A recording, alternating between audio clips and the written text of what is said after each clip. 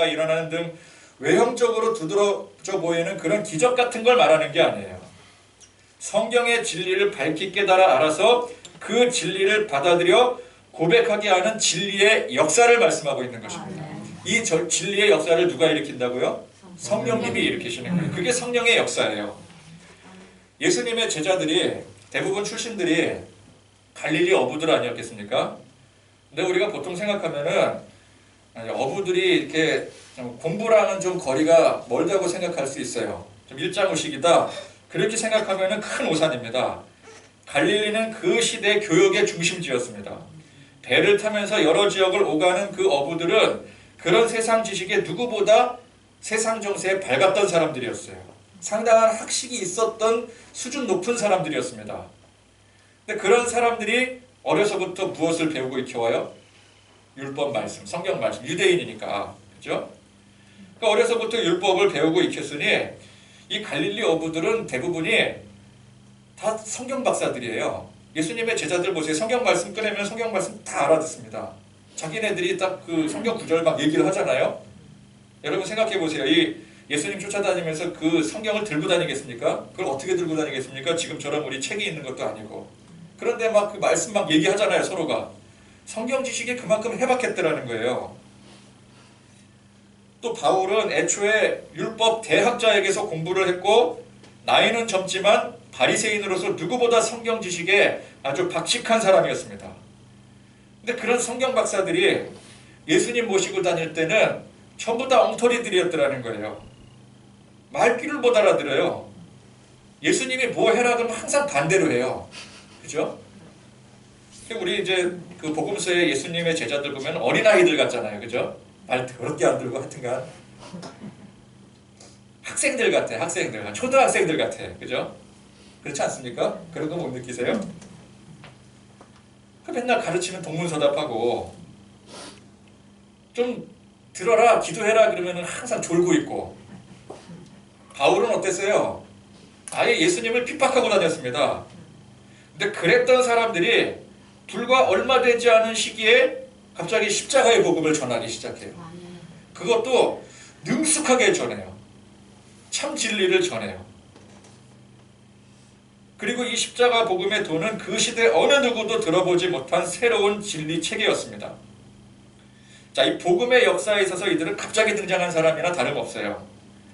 그러니까 이를테면 뭐 수십 년간 은거해가면서 어디 뭐 깊이 들어가서 복음을 깊이 연구하고 통달하고 그 정수를 깨달은 사람들이 아니더라는 것입니다. 어제만 하더라도 예수님의 골칫거리들, 핍박자들이었어요. 근데 하루아침에 복음의 진리를 세상에 전파하며 가르치는 사람들이 되었더라는 거예요. 이게 누구의 역사라고요? 이게 성령님의 역사라는 것입니다. 성경을 아무리 잘 알아도 그 지식을 가지고 예수님 속이나 썩이고 열심히 핍박했던 사람들이 그 예수님의 십자가의 도를 제대로 깨달아 전파하고 가르치게 변화되는 것이 바로 성령님의 놀라운 역사이신 것입니다. 물론 그 바탕에는 복음의 진리의 말씀이 있어야 되겠죠. 말씀을 알아야 됩니다. 이거는 그냥 성경 지식이 아니라 성경 말씀 안에 깊이 담겨있는 이 복음의 진리, 예수 십자가를 알아야 되는 것이죠. 그러나 그걸 아는 것만이 능사가 아니라 그걸 알게 하시는 분이 성령님이시요. 그래서 복음의 진리의 말씀은 결국 성령님께서 우리 안에 깨닫게 하셔야 그것이 진정한 진리의 말씀이 되는 거예요. 자, 그래서 바울이 에베소 사람들 보니까 이 사람들 성경도 잘 알거든요. 그 예수님에 대해서도 잘 알아요. 예수님이 어떤 분이신지 어떤 일을 행하셨는지 그것 모르니까 다 압니다. 근데 결정적으로 복음을 몰라요. 예수님이 십자가에 달려 돌아가셨다는 사실도 알고 부활하신 사실도 아는데 그게 어떤 의미를 가지고 있는지를 모르는 거예요. 그러니까 예수님의 죄사함의 권세, 십자가의 희생과 부활, 그것이 갖는 그 의미가 바로 우리의 죄를 완전히 사해 주시고 하나님의 자녀가 된 권세를 주신 것. 자, 이러한 진리는 당시 유대교적인 교육 방식으로서는 도무지 알 수가 없는 것들이었습니다. 또 이 복음의 교리를 잘 아는 사람에게 열심히 배웠어도 그거를 내가 믿음으로 받아들이고 고백하는 것은 내 안에 성령님이 거하시지 않으면 안 되는 거예요. 여러분 우리도 복음의 교리를, 이 십자가의 교리를 열심히 가르쳐 봤잖아요. 그죠? 성경 공부도 하고요, 제자 훈련도 하고요, 교회 안에 뭐 수많은 교육 과정을 통해서 복음의 교리를 그렇게 열심히 가르쳐도 머리로는 다 이해하고 아는 것 같은데 믿음이 도통 자라지를 않아요. 아니 그렇게 열심히 가르쳐 놨는데 나중에 이제 넌지시 물어봐요. 천국 가실 것 같습니까? 물어보면 맨날 못 간대. 자기는 못 간대요. 그거는 뭐 다른 사람은 열심히 해서 갈 수 있겠지만 나는 아직까지 부족합니다. 그럼 뭐 여태까지 가르친 거 다 말짱 뭘 들은 거야 도대체? 여러분 복음이 뭐예요? 여러분 복음이 아직도 난 천국 가는 게 헷갈린다. 그게 복음입니까? 내가 예수 믿음으로 하나님의 자녀가 됐어요. 하나님의 자녀는 뭐예요?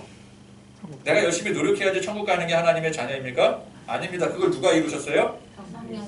예수님이 이루셨잖아요. 예수님이 십자가의 죽으심으로, 예수님의 십자가의 희생으로 그건 다 이미 이뤄놓으신 거예요. 아멘 하면서도 그걸 이해를 받아들이질 못한다니까요. 물어보면 딴소리 한다니까요. 그러니까 답답한 거죠. 근데 그게 뭡니까? 내 안에 계시는 성령님이 깨닫게 하시고 믿음으로 고백하게 하셔야 되는데 그저 머리로만 받아들이고 지식적으로만 받아들이기 때문에 그래요. 에베소 사람들이 성령을 받았냐고 물으니까 우리는 성령님이 계심도 듣지도 못했노라 그렇게 말을 합니다. 그래서 바울이 그러면 너희들 무슨 세례를 받았느냐 했더니 요한의 세례를 받았다 이렇게 대답을 해요. 자, 지난 시간 말씀에서 아볼로가 주의 도를 배워 열심으로 예수에 관한 것을 자세히 말하며 가르치나 요한의 세례만 알 따름이라. 자, 그랬었죠. 이 요한의 세례는 불완전한 세례입니다. 애초에 이 요한의 세례는 그 목적이 구원에 있지 않고 예수님을 예비하는 데 있었습니다. 그러니까 요한은 자기가 세례를 주면서 이 세례가 너희들을 구원할 거다 그렇게 주지 않았어요. 그렇죠? 그러니까 세례 요한은 그 사실을 잘 알았기 때문에 본인의 위치를 망각하지 않았습니다. 그러나 그의 제자들 중에서는 그 사실을 몰라서 요한의 세례를 잘못 해석한 사람들도 더러 있었더라는 것이죠. 자, 세례라는 것은 사실은 죄사함의 행위잖아요. 물속에 들어갔다 나오는 거, 죄가 깨끗이 씻기는 거. 그러니까 이제 그 제자들은 요한의 세례를 받아야 우리가 이제 뭐 죄가 사해진다, 뭐 그렇게 이제 잘못 가르치는 거죠. 근데 정작 죄사함은 세례의 행위로 얻어지는 게 아닙니다. 죄사함은 어떻게 얻어져요? 예수 그리스도의 십자가의 희생으로, 이걸 믿음으로 얻어지는 거예요. 그러니까 우리의 죄사함은 예수님이 내 죄를 위해서 십자가에 달려 돌아가셨구나, 예수님이 내 대신 죽으셨구나, 그걸 믿는 거예요. 그게 복음이에요. 그럼 그 사람은 천국 백성이 되는 거죠. 그렇죠? 이 죄사함과 천국은 같이 가는 거예요. 죄는 사해졌는데 천국은 못 간다. 이건 말이 안 되는 거죠. 그죠? 죄가 사해진 사람이 천국 가고 하나님 백성이 되는 거잖아요. 그 세례는 그 믿음의 사실을 확인하는 상징인 것입니다. 절차인 것입니다. 근데 절차가 없어도 사실은 믿음으로 구원을 얻게 되는 거예요. 그죠? 근데 요한의 세례만 아는 사람들은 이 세례라는 행위 자체가 구원의 방법이 되는 거예요. 그래서 바울이 이르되 요한이 회개의 세례를 베풀며 백성에게 말하되 내 뒤에 오시는 이를 믿으라 하였으니 이는 곧 예수라 하거늘. 자, 세례 요한의 역할이 본인도 잘 알았어요. 세례 요한이 예수님, 오실 예수님을 먼저 예비하는 것입니다. 따라서 그의 세례도 장차 예수님께서 주실 진짜 세례의 예행 연습 같은 거예요. 그래서 요한의 세례는 회개의 세례입니다. 내가 죄인이구나, 죄로 인해서 나는 망하게 되었구나, 그걸 깨닫게 하는 세례예요. 우리가 복음을 받아들여 회심하고 하나님의 자녀가 되는 과정에서 반드시 거쳐야 될 성결 과제가 무엇입니까? 예수님을 영접하기 위해서는 뭐가 먼저 고백이 되어져야 돼요? 내가 죄인이구나. 회개가 되어져야 돼요. 회개가 되어져야지 예수님을 받아들일 수가 있는, 믿을 수가 있는 거예요. 회개가 이루어지지 않으면 아무리 믿는다고 해도 믿음이 생길 수가 없어요. 왜? 내 안에 온통 죄악된 세상의 것들로 가득 차 있는데, 회개라는 건 그걸 비워내는 거잖아요. 내가 죄인이구나라는 것을 깨닫는 것은. 그래야 예수님을 영접하게 되고 우리 안에 성령님으로 말미암아 복음이 들어오게 되는 것인데, 그래서 제일 먼저 성결 과제가 회개입니다. 내가 죄인임을 깨닫는 거. 그러나 회개의 세례인 요한의 세례는 불완전한 세례인 것입니다. 내가 죄인이다. 그걸 깨닫는 것만으로 뭐가 해결이 됩니까? 아, 나는 죄인이야. 그러면 그냥 죄인이죠. 그죠? 아, 내가 죄인이구나. 현재가 정말 절망적인 상황이라는 것을 확인시킬 뿐이에요. 그래서 내가 죄인임을 깨달았으면 그 다음에 어떻게 가야 돼요? 이 죄를 해결할 방법을 찾아야 되는 거죠. 예수님의 세례로 나가야 되는 거예요. 그러니까 예수님의 세례는 요한의 세례로 인해서 내가 죄인임을 깨닫게 되었을 때 그 죄를 해결할 유일한 방법이 되는 것입니다. 비로소 예수님의 세례로 내 죄가 깨끗이 씻어지고 하나님의 자녀가 되는 거예요. 이게 바로 복음입니다. 이 복음을 깨닫는 것이 진리를 바로 아는 거예요. 이 진리를 누가 깨닫게 한다고요? 내 안에 계신 임하신 성령님께서 깨닫게 하시는 거예요. 그래서 예수님의 세례가 곧 성령 세례인 거예요.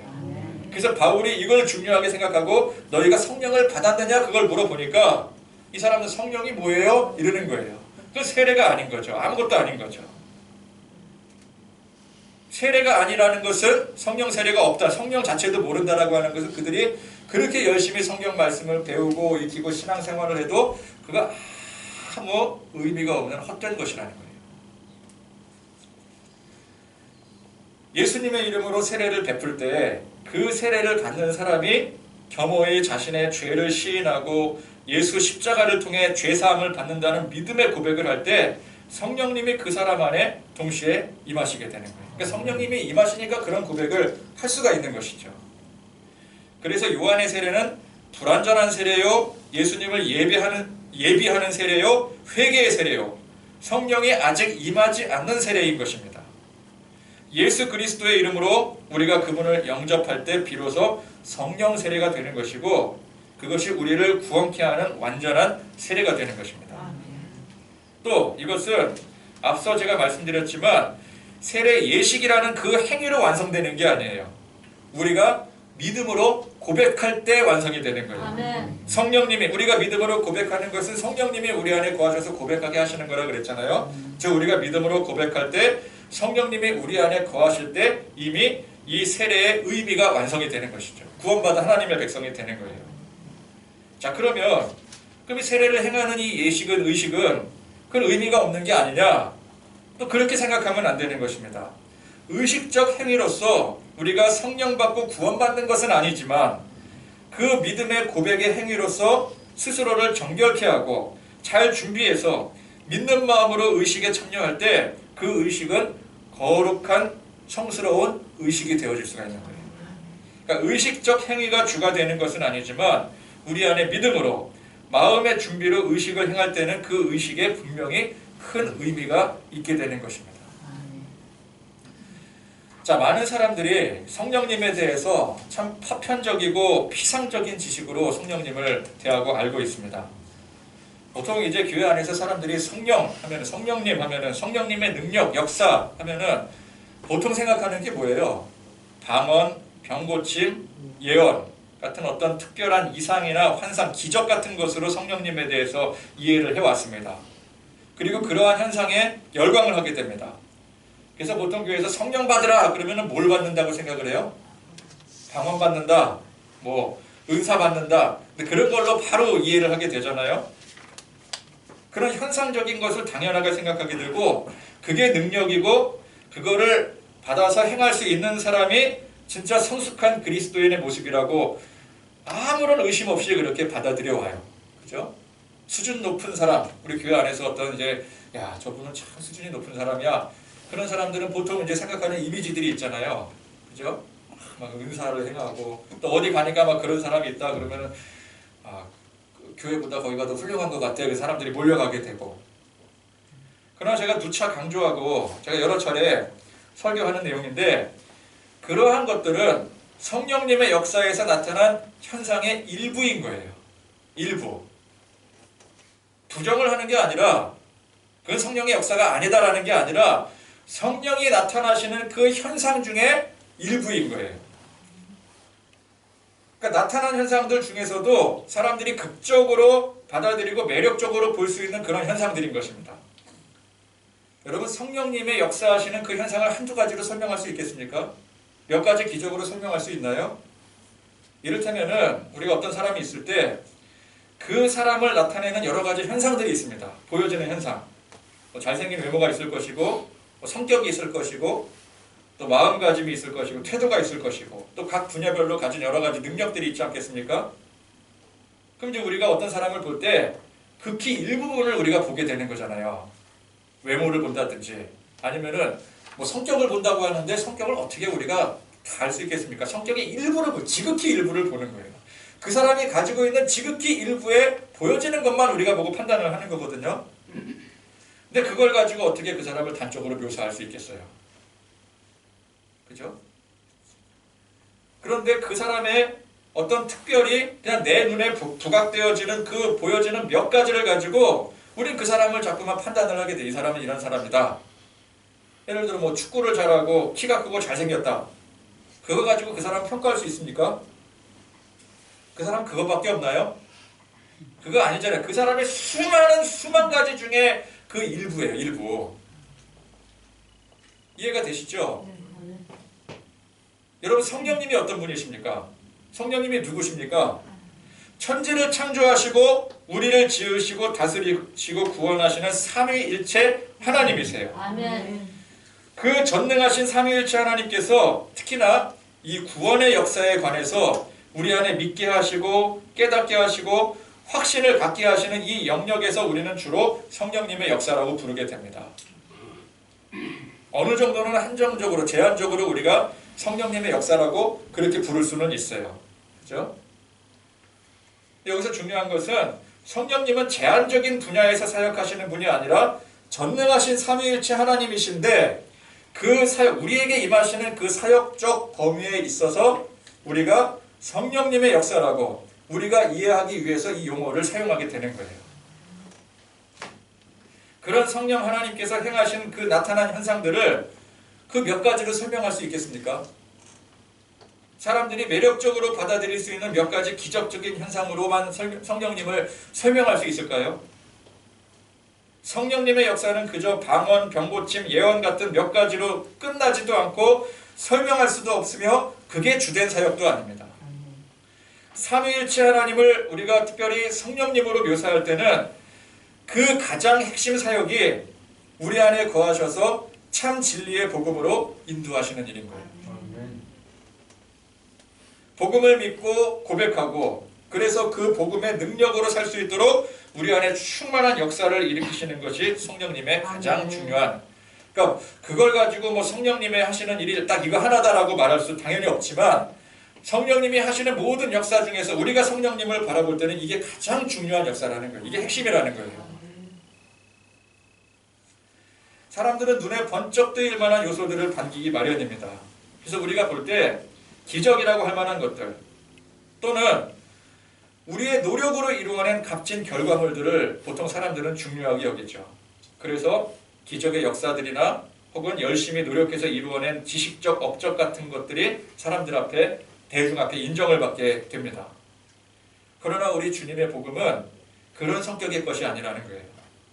많이 공부하건 적게 공부하건 그와는 상관없이 또 각자의 삶 속에 얼마나 큰 능력으로 나타내는지와는 상관없이 우리가 진리의 말씀 안에 겸허히 받아들이고 그래서 나를 부정하며 예수님을 영접할 때 성령님께서 그런 우리 안에 거하셔서 깨닫게 하시고 굳건한 믿음을 주시는 것이 곧 진리의 복음인 것입니다.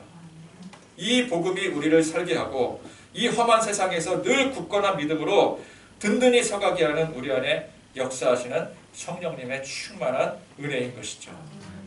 여러분, 우리 성령님의 이 충만한 은혜 가운데 그 역사하심 가운데 믿음으로 온전히 이 복음의 진리를 고백하며 살아갈 수 있는 그런 저와 여러분들이 되시기를 간절히 축원드립니다. 아멘. 찬송 부르겠습니다.